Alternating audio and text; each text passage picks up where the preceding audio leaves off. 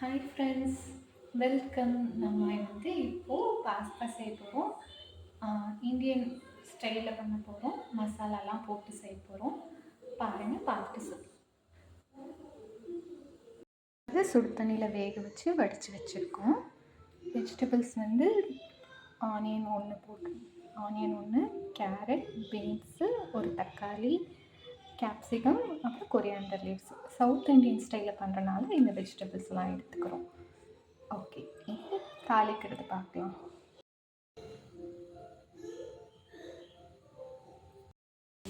Onion வதங்கினோடனே தக்காளி போட்டுக்கலாம்.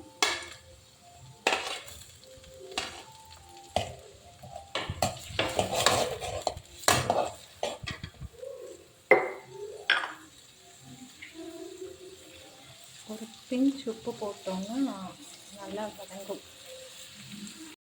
இதுக்கு கொஞ்சோண்டு மஞ்சள் தூள் போட்டுக்கலாம்.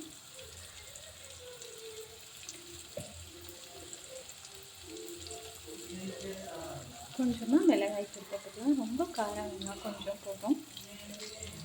வேணும்னா சிக்கன் மசாலா பவுடர் கூட ஆட் பண்ணிக்கலாம். அது டேஸ்ட்டாக தான் இருக்கும். பார்க்கலாம், சொல்ல வச்சுக்கோங்க. காய் வந்துடுச்சு. வெஜிடபிள்ஸ்க்கு தேவையான உப்பு போட்டுக்கலாம், சால்ட் போட்டுக்கலாம்.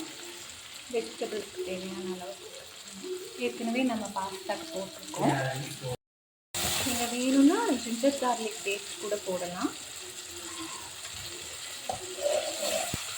இப்போ நான் கேரட், பீன்ஸ், அப்புறம் கேப்சிகம் எல்லாமே போட்டேன்.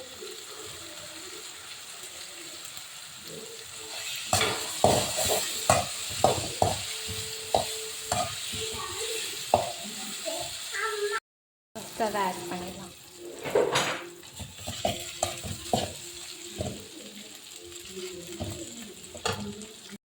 எல்லா பாஸ்தாவையும் போட்டு நல்லா மிக்ஸ் பண்ணிக்கோங்க. அவ்வளோதான், பாஸ்தா ரெடி. வேணும்னா நீங்கள் பெப்பர் பவுடர் கூட ஆட் பண்ணிக்கலாம்.